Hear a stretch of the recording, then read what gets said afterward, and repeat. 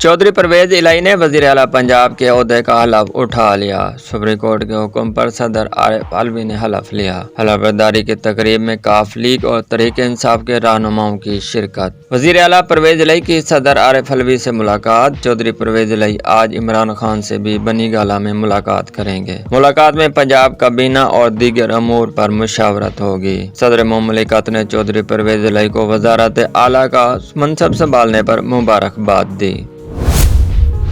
साबिक वजीर दाखिला शेख रशीद ने सुप्रीम कोर्ट के फैसले को तारीखी करार दे दिया। कहते हैं कि मरकज में भी तारीख अदम एतमाद लाएंगे। सूबे में इनको फारिग किया है, अब मरकज में भी इनको मार भगाएंगे। बाबर अवान बोले 25 मई को जुल्म करने वालों को कानून के कटहरे में लाएंगे।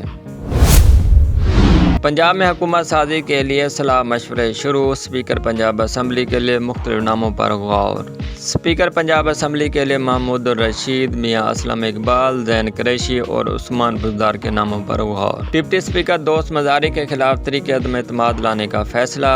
डिप्टी स्पीकर के लिए वासिक क़य्यूम और मलिक तैमूर के नाम ज़ेरे गौर। स्पीकर और डिप्टी स्पीकर के नामों की मंजूरी चेयरमैन तहरीक इंसाफ इमरान खान देंगे। सुप्रीम कोर्ट के फैसले के बाद तहरीक इंसाफ और काफ लीग का जश्न। शहर शहर आतिशबाजी और कारकुनों के भंगड़े। लाहौर के लिबर्टी चौक में बड़ा जश्न। कराची, इस्लामाबाद और दीगर शहरों में खिलाड़ी बाहर निकल आए। कारकुनों के इमरान खान के हक में नारे। फैसले के बाद चौधरी परवेज इलाही के घर भी जश्न।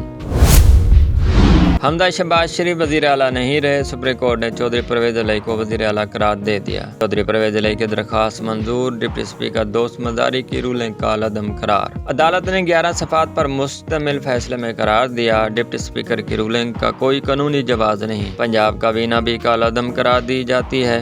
अदालत का सेक्रेटरी पंजाब को फैसले पर अमल दरामद का हुक्म।